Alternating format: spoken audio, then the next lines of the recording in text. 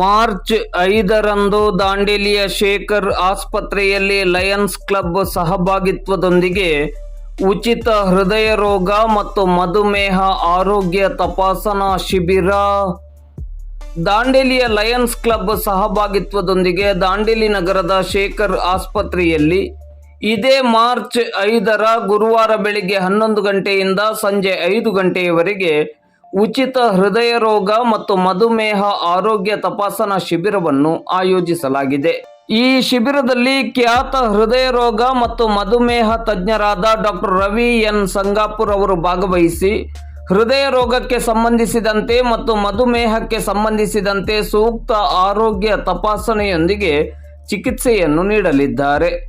ಈ ಶಿಬಿರದಲ್ಲಿ ದಾಂಡೇಲಿ ಹಾಗೂ ದಾಂಡೇಲಿಯ ಸುತ್ತಮುತ್ತಲ ಸಾರ್ವಜನಿಕರು ಹೆಚ್ಚಿನ ಸಂಖ್ಯೆಯಲ್ಲಿ ಭಾಗವಹಿಸಿ ಈ ಶಿಬಿರದ ಪ್ರಯೋಜನವನ್ನು ಪಡೆದುಕೊಳ್ಳುವಂತೆ ಲಯನ್ಸ್ ಕ್ಲಬ್ ಮತ್ತು ಶೇಖರ್ ಆಸ್ಪತ್ರೆ ಪ್ರಕಟಣೆಯಲ್ಲಿ ತಿಳಿಸಿದೆ.